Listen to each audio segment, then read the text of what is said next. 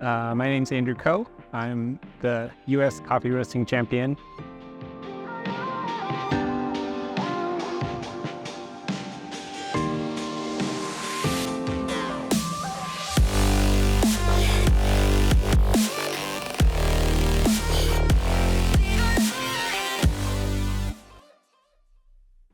My name's Andrew Coe. I'm the U.S. coffee roasting champion. Can you tell me a little bit about your background? How did you get into coffee? I got into coffee in a roundabout way. I finished grad school. I studied mathematics, and I needed a job that provided healthcare. And I took a job at a cafe and fell in love with coffee. I took a job in engineering after that for 10 years. So I had kind of a roundabout way. I was just a home roaster. So I had a Aillio bullet that I used at home. Yeah. And then I moved to Portland, Oregon. And when I moved to Portland, I decided it was time to explore coffee as a career. And I started roasting. That's great. So it was a bit of a love story and a passion-based That's right. journey. How did you become the U.S. champion? How did you get there? Well, I started competing because the finals were going to be in Portland in the year 2022. But after I made it through qualifiers, COVID happened and everything shut down in 2020. And so my goal was to make it to the finals in Portland. But since they were canceled, we ended up competing in Boston. A few years later, I took 5th place there. And then in 2023, the finals came back to Portland. So I knew I had to try again and competed in qualifiers and made it to the finals and had a really good run in finals and finished 1st place. So Andrew, you mentioned that you have a bullet. Can you talk a little bit about that? About your how you got your hands on that one and what has been your experience with the bullet? Yeah, so I had been a hobbyist home roaster. I had used a Beemore small home roasting machine, and I was looking for a roaster that I could produce coffee similar to what a production roaster would do. So if I began roasting professionally, I would have some experience. And so I got my bullet in 2018, right as I was starting to roast professionally and started roasting a lot of batches and get used to roasting on a drum roaster. So Andrew, what kind of coffee do you drink at home? I prefer washed coffees. Colombia is one of my favorite origins. So I often look for interesting varietals from Colombia. If you could share just one roasting tip to someone who is starting out roasting, what would that be? One tip would be take really good notes. Each roast you do will teach you a little more about roasting. And so if you take good notes and you can learn from your past batches, it will really help your success moving forward. And one more thing, you mentioned that you had a background in mathematics. That made me a little bit curious. So do you see is there anything from that world of mathematics that you can use in your approach to coffee roasting? Yeah, coffee roasting is ultimately about problem solving. So the approach is similar to math.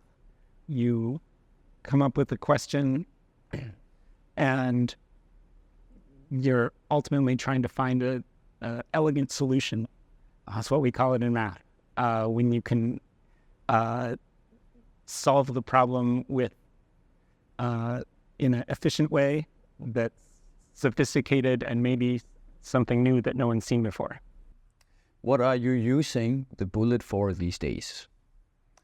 Yeah, I'm using my bullet for some sample roasting to get production phase timings down for new coffees that I bring in for elevator coffee.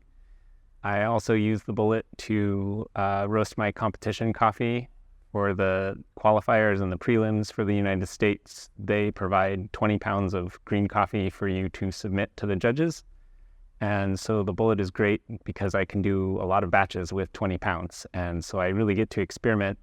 And it's been a really great way for me to move through the prelims and qualifiers rounds to get into the finals the last couple of years. How do you go about roasting a brand new coffee on the bullet? When I have a new coffee, I like to start with an existing profile that I have, a coffee that might be similar either in terms of country of origin, processing style, elevation, variety. I use that as a starting point and then see how the coffee behaves in the roaster. And then I try to make incremental adjustments to find the sweet spot for that coffee. Andrew, you've got a lot of experience on the bullet over the years, having recorded more than 1,200 roasts on Roast World. How has your approach to roasting on the bullet changed over time? Yeah, I've always, as I've learned more about coffee roasting, my style has evolved. I went from originally a Bmore roaster, so my knowledge about roasting changed a lot over time because I learned more about how the energy is conducted differently in a bullet. And I'm always learning new things about roasting coffee. And as you learn new things, you try those out. And if they're better, your style will evolve as you learn new things. From roasting on the bullet, what is something you learned about coffee roasting that you wish you knew earlier? Things that I wish I'd learned earlier about roasting was paying less attention to the roast curves that other people are producing and learning more about the chemical processes that go into creating the curves, and also learning about answering the question, why does the curve look this way? The curve is sort of the answer to a complex problem. And so if you know more about why the roaster is implementing the energy and the fan and the drum speed changes that they're doing over time, that can help your roasting more than just seeing their answer. You also don't necessarily know the conditions the coffee was roasted in, what the green coffee is necessarily, moisture content. There's a lot of unknowns that don't show up just on the graph. So learning more about the inputs is something that I think all roasters could pay more attention to. How can a roaster use the bullet to level up their roasting skills in a smart way? The bullet is great because it gives you a lot of data.